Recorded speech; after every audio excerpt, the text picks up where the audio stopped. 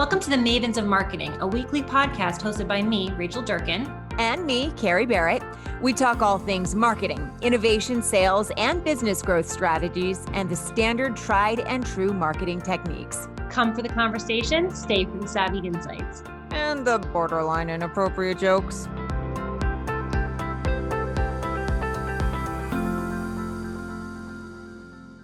Welcome to this episode of the Mavens of Marketing with your two fabulous. We're off to a running start. Fabulous co-hosts, if I do say myself. It's a Thursday and I've already lost it. My name is Kerry Barrett. My lovely co-host is Rachel Durkin. Rachel, how are you? Hello. I'm fably today also. I'm so excited to be here, and I am really excited about this topic today. I am too. It's interesting because content marketing, we have all heard the expression content is king. And I think everybody's looking for the next big thing is maybe not quite the right word, but our attention spans are so limited. And what we find engaging and compelling one day may be different than what we find the next. It's the reason video edits are getting shorter, the shots are getting quicker, but there are some through lines. What makes something compelling? And then, of course, for all of you business owners who are listening, how can you take advantage of that when it comes to your marketing? So we're going to be introducing our fabulous guest who has spent years researching that very thing. But before we do, Rachel, you want to introduce yourself to our audience? Absolutely. For those of you who don't know me, I am Rachel Durkin. My company is Paradigm Marketing and Design. We are a web branding and marketing agency specializing in working with nonprofit organizations and companies, mostly in the B2B market, that have a complex sale, which means you cannot just buy a widget on the website. It requires a human interaction to close a deal. Very Kerry, good. tell us about you. Yes, my name is Kerry Barrett. I own and operate. I'm also the chief bottle watcher of Kerry Barrett Consulting. I am a visual storyteller, a media and video strategist. I help my clients expand their reach in both the digital landscape and in the media through the use of effective and compelling video, which is one of the reasons I'm so excited to talk to our guest, because I'm always trying to strategize with my clients about what sort of content they should be producing. So with no further ado, let's welcome the lovely Carmen Simon. Carmen, how are you? Good. Thank you so much for having me be part of the show. I too am looking for the next visual story. So willing to learn from you as much as hopefully you learn from me. Absolutely. By the way, I love what you are wearing. Rachel and I are on the East Coast. You're on the West Coast. It's a little bit chillier where you are than us, but the colors you have going on today, phenomenal. Thank you. Thank you. Why don't you introduce, if you don't mind, yourself to our audience? Let them know why you're such an expert in this particular realm. I am Carmen Simon. I'm the Chief Science Officer at Corporate Visions. And I am a cognitive neuroscientist, meaning that I have a healthy addiction for studying the brain, the human brain. And I'm mostly focusing on researching what constitutes memorable content. I'm looking at memory not from the standpoint of how to improve it for ourselves, because all of us could use it. But I'm looking at memory to see how can you create memories on somebody else's brain. What do you think is easier, by the way? Is it easier to create memories for yourself or for somebody else? That is a good question. I hope you tell us the answer. Yeah, I don't know. I don't know. I want to learn how to make it easier for the other person, but I don't know if that's what is the answer? Yeah, it's not the fully encompassing answer. It's something that I constantly have on my mind, because when you set forward to improve your own memory, you're a little bit more in control. Like, for instance, if you wanted to remember how to recite a poem, you could just expose yourself to it on multiple times. There is no secret. Repetition is the mother of memory. So you say it again and again until you got it. To create the memory trace on somebody else's brain, that takes sometimes a little bit more effort, because they may be willing to accept your message or not. They may be in an emotional state that is conducive to memory or not. They may be sleep deprived and in a state of partial attention. They may be taking some drugs that you don't know about. No possibility. So, Carmen, tell us you mentioned something like what makes content memorable. So what makes content memorable? Ooh, so how many weeks do we have? Give us the high level and then we'll dig deeper. Let's start with some things that are mandatory for memory creation. What's mandatory, especially from a business perspective, is to start by asking the question, what do I want to be memorable for? You see, anytime we work with businesses, very much like yours, we meet a lot of people who say, I want to be memorable. But not that many people know what they want to be memorable for. So having the clarity of your message is step one. Step two is having the neuroscientific humility of how much and how quickly the human brain forgets. After 48 hours, we tend to forget 90%, sometimes even more, of the content that we're exposed to. So imagine that as a business, you may have a corporate pitch, you may have the videos that you're talking about, you might have ebooks, infographics, whatever media is important to you. And after 2 days, a very small percentage of that artifact will still be lingering on in somebody's memory. I look at that percentage, by the way, the 90% forgetting versus the 10% remembering, as a metaphorical percentage, because when it comes to business content, it's often difficult to place a strict statistic. From the studies that I've been doing lately, I'm noticing that sometimes people forget 99%. It's possible that after 2 days, people remember zero, by the way. Talk about being humbled by how much and how quickly people forget. But looking at that number a bit more metaphorically, I would say step number 2 is clarify your 10% message. So we're saying, okay, know what you want to be memorable for. Know that most people will forget most of your content. Luckily, if you do things right, something will linger in memory. And the question is, are you at least in charge of that 10% message? I'll pause here for a moment because I'm sure that you'll probably have some reactions. Go ahead. No. Go ahead, Rachel. We're fighting over it. No, you go. I just, you make such a good point, because that 10%, and I have a client right now that I'm working with on investor pitches and presentation and content. And he drones on and on and on and on. And I said to him in a similar way, nobody's going to remember any of this stuff. Like, start with a punchline and just give those basics. And part of what I suggested to him was figure out a short story that, it doesn't have to be something long, but something that will resonate and sit with people. In my experience, when people are creating content for marketing, or whether they're creating content for a speech or something like that, the stats and the data are certainly important and they bolster what it is you're saying, but the stories tend to be the stuff that sits with people a little bit longer. Is that generally true, or am I telling them the wrong thing? Yes, everything she's ever done incorrect. Maybe don't answer this question. You're on the right track, and let's put some neuroscience markers, so to speak, around the guidelines that you're sharing with your clients. So even for our conversation today, let's practice what we preach, and let's say that in 48 hours from now, we want our listeners right now, or our viewers, to remember something from this session. Let's organize all of our principles under this notion of control your 10%. So we'll come back to this guideline again and again, and under this, we can put some subsets. So if we say, be in charge of a small percentage that people remember, well, how do we get there? What are some subsets under this guideline? One, you're offering this notion of storytelling, and we can deconstruct that a little bit more to say, why is it really that a story sometimes is more memorable than other times?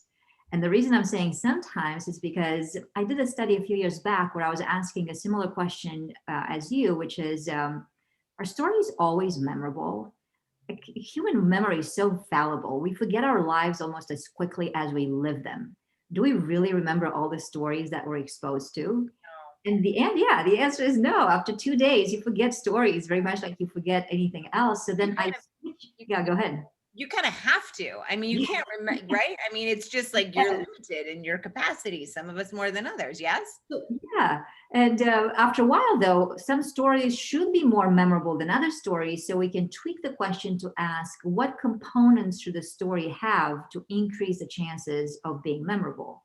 Because after all, what is science but the increased likelihood that something is going to happen?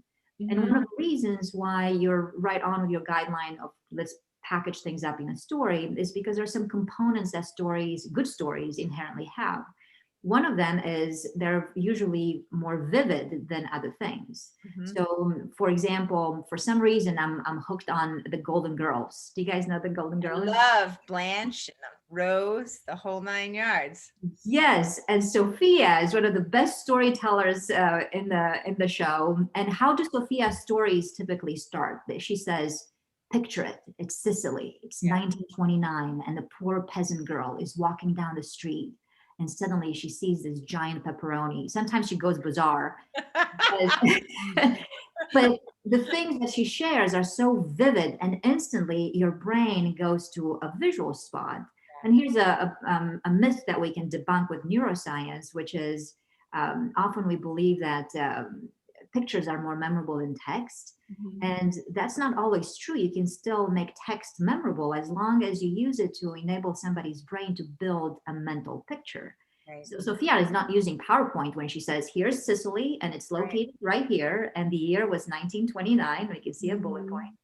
She uses words, and she helps us build mental images. So some subsets for control your 10% would be to make sure that the words that you select build mental images in somebody's brain. You're creating a visual story. Like I have a client who, and I want to make sure that I understand what you're saying, and then I'll shut up, Rachel. Well, I have a client who is talking about like a number of conversions they got, and it's like in Q1 of 2018, blah blah blah blah, and I'm like, it's too many numbers. How many people? Okay, so like 2 football stadiums. Let's say this, in 2018, in the first 3 months, we converted 2 football stadiums worth of clients. Like, is that sort of what you mean by visual? Like, I don't have the exact number, but I know it's a lot of people because I'm visualizing that. Is that sort of along the same vein? Yes, for sure. So notice how if you only said the number, that number tends to be quite abstract. Yeah. At the moment that you equate it with a football stadium or a tennis court or whatever it is, now you're placing the brain in not only a visual spot, but you're also placing it in something else that's equally valuable for memory, which is a physical context. Yeah. If you think about a physical context, a context is not what we remember, it's how we remember. Because if I ask both of you, do you remember what you were wearing 2 days ago? I don't. Actually. And that's okay. The answer might be yes or no. I remember, I don't remember, but I guarantee that what just happened in your brain and perhaps in our listeners' brains right now, you first thought, what was it 2 days ago? Yeah.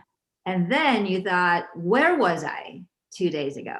You're trying to create a mental image. Exactly. Yes. So then you're going to that physical context, and that context helps you retrieve memories. And you see, in business content, sometimes they're not humbled enough by the fact that when we're no longer in the same room with people, virtual room these days, then people walk away and they have to recall memories on their own. And the brain is a fairly cognitively lazy organ. It just doesn't sit at the desk thinking, I'm going to now recall all the great pieces of information that was exposed to 2 days ago. And it's usually some things that trigger memories, or you go to one spot and then something helps you activate. And that's why it's helpful to place content whenever you can in a physical context, because then that helps you retrieve a memory a lot more easily. That's really fascinating. But I think there's something wrong with my brain because my first thought was, what does my hamper look like right now and what clothes are in it? She went to the bathroom, but hamper is still a physical spot. I visualized it. I just went problem solving in a different direction. So is this because most people are generally visual learners as opposed to auditory learners? And if that's the case, what happens to the auditory learners here? I'm so glad that you asked that question, because here's another myth that we can debunk. And I'm hoping that in light of this show and people listening or watching us, they will not repeat this myth again. And the myth is around learning styles. Hmm. There is no such thing as a learning style. First of all, you learn to be skeptical about learning styles if you simply went to Google and you typed in learning styles and you saw how many categories there are. I think I read an article that somebody had identified as many as 70 plus learning styles. The brain, which is how we take in the world and how we build memories, has receptors. And these receptors, 60 to 70% of them are visual receptors. So you cannot go wrong with visual stimulation. And to decrease the pressure, remember that you don't always have to share with the brain physical pictures. You can just use words that help us build mental pictures. For people who might prefer auditory stimulation, like some people might be listening to us right now versus watching or reading something, is because they may have developed that preference, or maybe because it's convenient to them. But if we were to do a memory test to see how much they learned out of an auditory stimulus, quite often what you find surprising, even for your own preferences, is to discover that you listened to something just because it was easier for you, but not necessarily because it turned into better learning and memory. That's awesome. So let me ask you a question. In my opinion, in my research, I feel it from a marketing standpoint, consistency is king. And I'm curious as to your opinion on this, because a lot of the different data that I've read talks about how you need, and the numbers vary, but depending on what you're learning, 9 to 13, we call it touches or engagements, to actually really kind of solidify your remembrance of something, or to trust a brand, or to be reinforced by it. And especially in the fact that our attention spans are so short now, the content we put out there is quick 10% sound bites that's reinforced over and over again. So for example, instead of doing a television commercial one time, I'd rather plan 3 months worth of different content hitting people in different ways that says the same things. Mm-hmm. Is that totally wrong? No, on the contrary, like we were saying earlier, repetition is the mother of memory. And if we were to summarize the guidelines that already we're sharing with our listeners or viewers, we said, okay, control your 10%. How do you get there? You get there by vivid imagery. You get there by placing things in a physical context. You get there by repetition, which is what you're asking now. So repeating that 10% message is fundamental, really, to building memories. And the reminder that I would have around the amount of exposures quite often depends on how complex your stimulus is. Because if I want you to remember this mouse, it's just like a very simple thing, straightforward, you get it very quickly. And perhaps if I'm exposing you to that in a commercial or in an infographic or a brief webinar, then you kind of got it. But sometimes you will work with clients who have such complex content. I did an EEG. My specialty, by the way, as a neuroscientist, is to use EEG technology to monitor the brain's wave that get generated in reaction to stimulation. Have you guys seen those caps or headsets that you place in the scalps? So I just did an EEG study on top of some telecom content that was so complex that some participants in that study were looking at it, and they then looked at us saying, is this for real or is this fake? I thought it was real, but it tends to get that complex where perhaps people who understand it fully could fit in an Uber.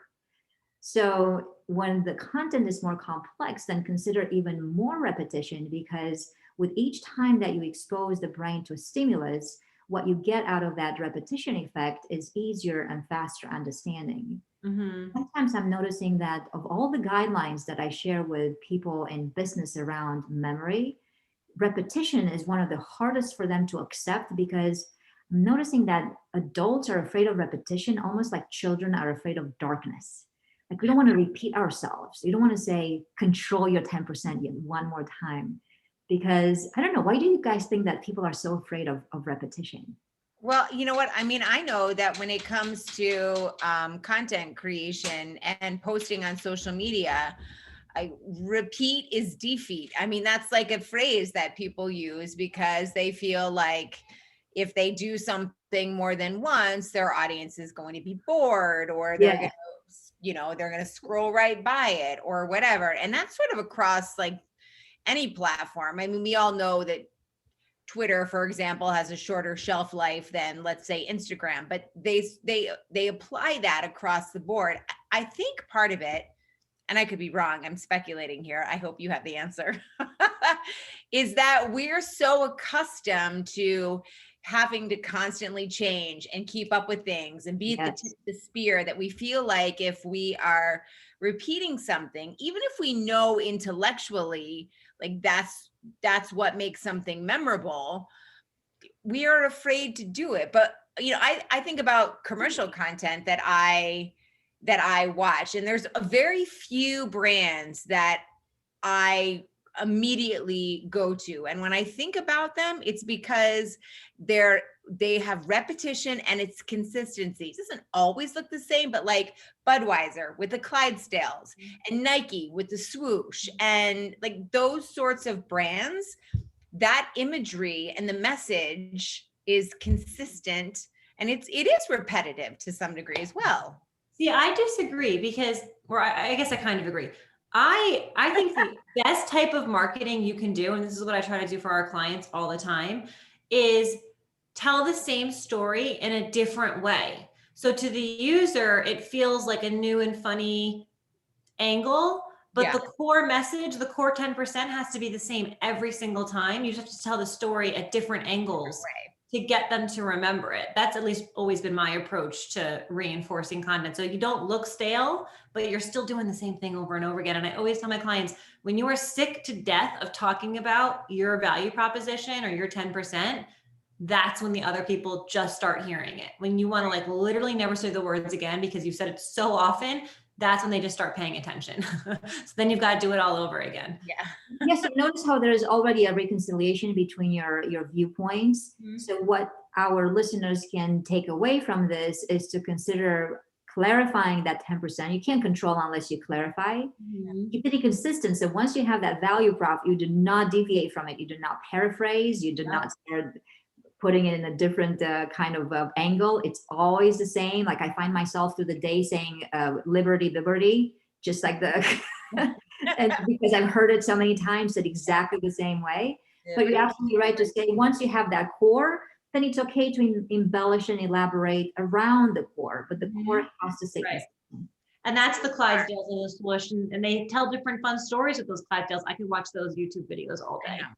Yeah, and we were watching, like if we were to apply this to a B2B context, take your corporate pitch, for instance, or even that investor deck that you're mentioning.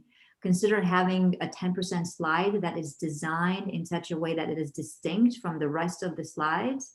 And you repeat that 10%, at least we're noticing, are you ready for this? We just did a study on this. How often should you repeat your 10% slide in a corporate pitch? We studied pitches that were ranging from 5 minutes to 10 minutes to 20 minutes.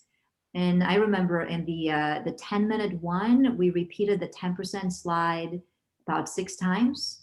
Wow.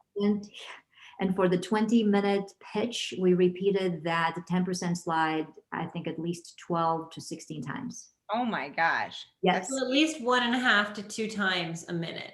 Yes. Basically. And I'm going to ask you a really silly question probably, but I'm curious. When you say that 10% slide, is it literally the same slide that you keep showing them or okay. Same slide that has a core message. And then the way to go beyond boredom, because obviously one of the reasons, like you said, we don't want to repeat is because we are afraid we will be perceived as boring or remedial. So once you have your core 10% message, and usually no more than 3 or 4 subsets at the most for that core message, then you can elaborate around those points. So each time that you come back to that 10% slide, the framework has not changed, but you have added a few extra insights. So that's how you keep the brain rewarded as it progresses to the sequence. So by the time you reach that minute 20, let's just say that's how long your pitch is, the core message has not been reframed. It stays consistent, but around it, we will have learned that many more things. So if we throw them an M&M every time we show the slide, is that going to help? Exactly. I see. Talk about being visual. That's exactly what chocolate. The brain takes bribes, and the business brain is no different. I think that's my new marketing strategy. I think that's changed everything I've ever thought about. The brain takes bribes. So we're coming up on time. We absolutely, if you're up for it, must have you back at some point, Carmen. This has been fascinating. I have a million more questions, but I'm gonna ask two now, I think. Are there any absolute no-nos when it comes to creating things? If you follow this formula, your content will fail. Is there anything like that we need to be aware of? Well, let's debunk another myth, which I think that all of our audience's brains are going to appreciate. You mentioned it a few times as well, and I know that it exists around us. People believe somehow that we have a short attention span. And that could not be further from the truth. The attention span is intact. The brain has not changed much in the past 40,000 years. And the way that you can test this even for yourselves is to ask honestly, what's the amount of hours that you have binge watched on a TV show? And usually it's hours, it's not minutes or seconds, as some articles tell us that we have the attention span of a goldfish.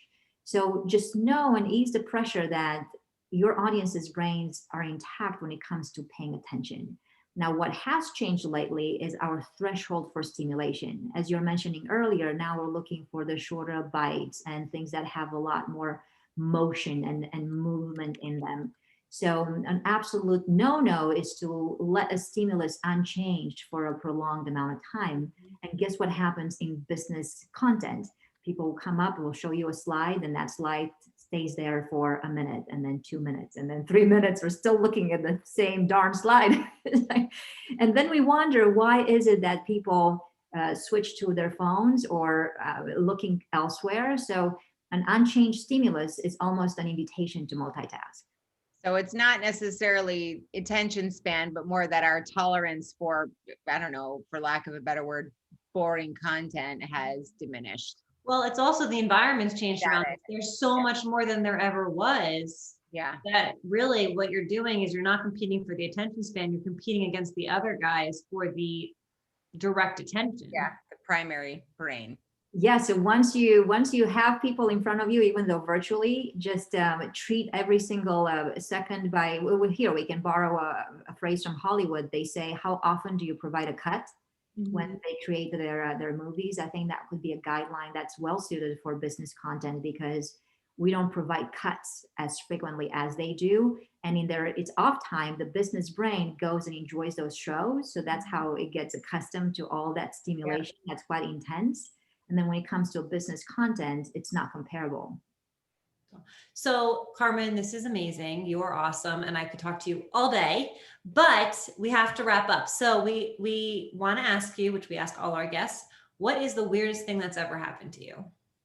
I'll try to encompass it in a very few words as we get close to our show. And especially since we started with Sophia, who was in Italy. A few years back, when conferences were all good and alive, do you remember the time of conferences where people would show up in person? It seems like a fairy tale now. So way back when, I was in New York, and I was at a conference, and when you're in those environments, you try to make the best of your time, and you're so busy. And I went downstairs at a restaurant in the hotel where I was staying, because I was very much in a hurry. I ordered some minestrone soup. And the waiter wrote this down. And then the second night, yet again busy, yet again with lots on my mind, I'm going back to the same hotel, back to the same table. I'm ordering the minestrone soup again. Yet the third night comes around, and I go back downstairs to the exact same thing. The waiter by now comes over, and he says, "Oh, let me guess, that's a minestrone soup again." It's like, yeah, why not? I don't have time to think of anything else. So that would have been in a July timeframe. Fast forward a few months afterwards, I'm at another conference in Palermo, Italy. And I get to the hotel, and I'm thinking, I'm a little thirsty. I'm going to find one of those cute little convenience stores around the neighborhood. So I go downstairs, and I go down this street and on that street without any map whatsoever. And I find this little mom and pop kind of shop. And I go in there, and I'm thinking, I'm going to get a little bottle of water. So I'm standing in line with my little bottle. And then I hear from the back, this guy says, "If it's not the minestrone soup girl." I had managed to find his parents' shop in this tiny corner of Italy. Oh my gosh. I know, talk about coincidences. So he's the type of waiter who then goes to New York for just the summer months and performs there, and then goes back to Italy. But talk about the coincidences of all coincidences. And by the way, you had made yourself memorable by being repetitive. Yeah, you're damn right. So Danielle, with that said, if people are interested, the people who are listening, if they're interested in learning, Over Danielle, I'm pretty sure her name's Carmen. I don't know why I called you Danielle, because probably because you kept repeating Danielle. No, that's funny. You are memorable, Carmen. What if people are interested in learning more about you, about your research, about what makes content memorable? Where should they find you? Where can they search you out? Go to corporatevisions.com, and that's visions with a plural. And we're not in the business of eyeglasses. This is corporate content for marketing and sales professionals. And reach out on LinkedIn as well, Carmen Simon, and it will be great to stay in touch. Her name is Carmen Simon, but a Danielle introduced us, who is also right, that's why I was wondering how you made herself memorable by creating a fabulous introduction. We get to say we talked to a brain scientist, which makes me feel a little bit smarter than I actually am. I feel smarter already. Thank you, Carmen. You have been amazing. And to our audience, thank you as always for watching and listening. We'll see you back here next week, same time, same place, for another episode of the Mavens of Marketing. See ya. It's a teaser. Coming up on the next episode of the Mavens of Marketing, have you ever wondered how you can create raving fans? A lot of them, and how you can use your community and the engagement with it to support your marketing endeavors. It all ties together, and we're going to be talking to an expert, Donna Miller, about just that coming up again on the next Mavens of Marketing.